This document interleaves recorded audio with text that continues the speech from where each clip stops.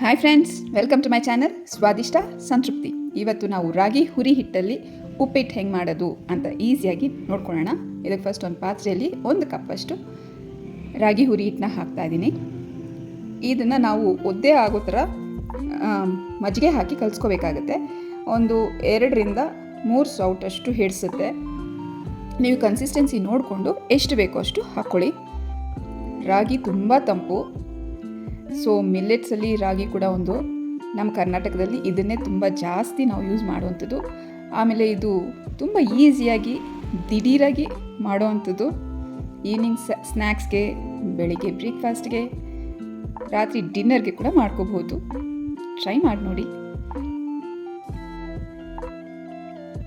ಇದು ಜಾಸ್ತಿ ನೀರಾಗಿ ಹಾಕೋಬೇಡಿ, ಅದು ಒದ್ದೆ ಆಗೋಷ್ಟು ಹಾಕ್ಕೊಂಡ್ರೆ ಸಾಕು.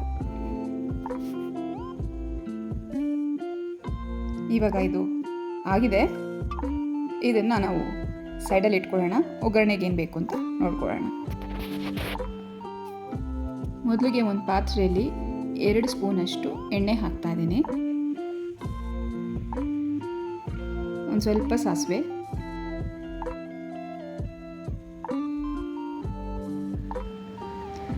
ಸ್ವಲ್ಪ ಕಡಲೆಬೇಳೆ. ಕ್ಲೇ ಪಾಟಲ್ಲಿ ಮಾಡೋದ್ರಿಂದ ನಮ್ಮ pH ಲೆವೆಲ್ನ ಅದು ಬ್ಯಾಲೆನ್ಸ್ ಮಾಡೋದಕ್ಕೆ ಹೆಲ್ಪ್ ಮಾಡುತ್ತೆ. ಆಮೇಲೆ ಕ್ಲೇ ಪಾಟಲ್ಲಿ ಮಾಡೋ ಎಲ್ಲ ತಿಂಡಿಗಳಿಗೂ ತಂಪನ್ನು ಕೊಡುತ್ತೆ. ಉದ್ದಿನಬೇಳೆ 1 ಸ್ಪೂನ್ ಹಾಕಿದ್ದೀನಿ.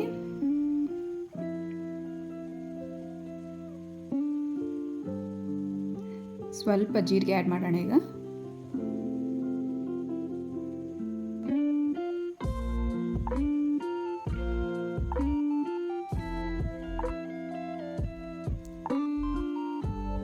ಒಂದು ಚಿಟಿಕೆಯಷ್ಟು ಅರಿಶಿನ,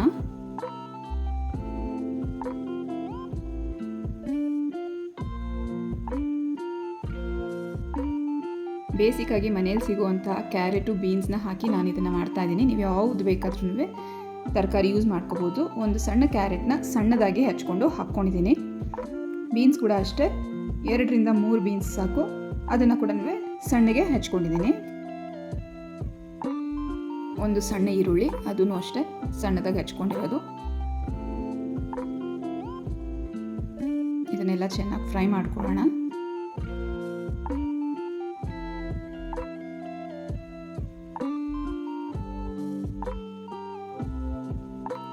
ಗೋಡಂಬಿ 5ರಿಂದ 6 ಚಿಕ್ಕದಾಗಿ ಪೀಸ್ ಮಾಡಿಕೊಂಡು ಹಾಕೋತಾ ಇದ್ದೀನಿ.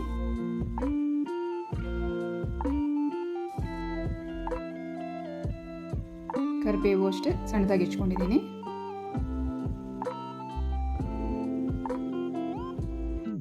ಎರಡು ಒಣಮೆಣಸಿನ್ಕಾಯಿ ಹಾಕ್ಕೊಂಡಿದ್ದೀನಿ. ಸೊ ಅದಕ್ಕೆ ನಿಮ್ಗೆ ಎಷ್ಟು ಬೇಕೋ ಅಷ್ಟು ನೀವು ಹಾಕ್ಕೋಬಹುದು.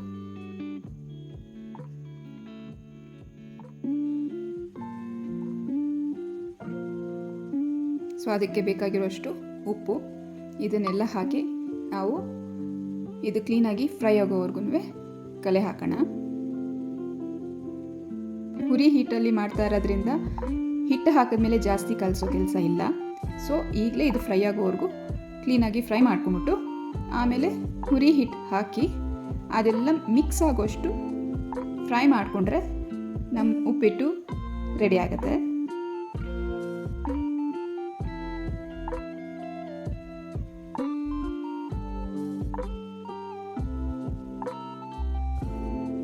ಇದು ಫ್ರೈ ಆಗಿದೆ.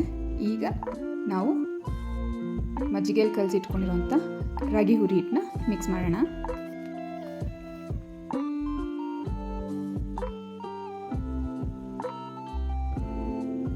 ತುಂಬ ಈಸಿಯಾಗಿ ಮಾಡುವಂಥ ಅಡುಗೆ ಇದು.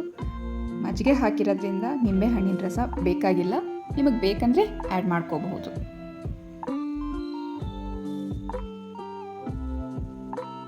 ಇಷ್ಟೇ ಫ್ರೆಂಡ್ಸ್, ನೋಡಿದ್ರಲ್ಲ ಎಷ್ಟು ಈಸಿಯಾಗಿ ಆಗೋಯ್ತು ಅಂತ. ಸ್ವಾದಿಷ್ಟವಾಗಿರುವಂಥ ಸಂತೃಪ್ತಿಯನ್ನು ಕೊಡುವಂಥ ನಮ್ಮ ರಾಗಿ ಹುರಿ ಹಿಟ್ಟು ಉಪ್ಪಿಟ್ಟು ರೆಡಿ. ಈಗ last but not the least ಕೊತ್ತಂಬರಿ ಸೊಪ್ಪು ಹಾಕಿ ಕಲೆ ಹಾಕಿದ್ರೆ ನಮ್ಮ ಉಪ್ಪಿಟ್ಟು ರೆಡಿ.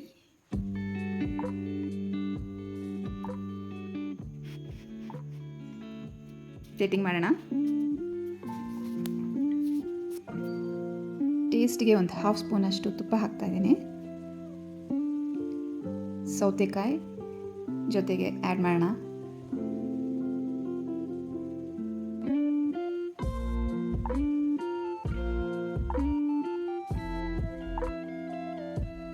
ಇದು ಸ್ವಾದ ಅಂತೂ ತುಂಬಾ ಚೆನ್ನಾಗಿರುತ್ತೆ. ಇದು ಸ್ವಾದನ ಇನ್ನಷ್ಟು ಹೆಚ್ಚಿಸೋದಕ್ಕೆ ನಾವು ಚಟ್ನಿ ಪುಡಿನ ಆ್ಯಡ್ ಮಾಡ್ಕೊಳ್ಳೋಣ. ನೋಡಿದ್ರಲ್ಲ ಎಷ್ಟು ಈಸಿಯಾಗಿ ದಿಢೀರಂತ ನಾನು ಇದನ್ನು ಮಾಡಿದೆ. ನೀವು ಟ್ರೈ ಮಾಡಿ. ಇಷ್ಟ ಆದರೆ ಫ್ರೆಂಡ್ಸ್ ಆ್ಯಂಡ್ ಫ್ಯಾಮಿಲಿಗೆ ಶೇರ್ ಮಾಡೋದನ್ನು ಮರಿಬೇಡಿ. Thank you.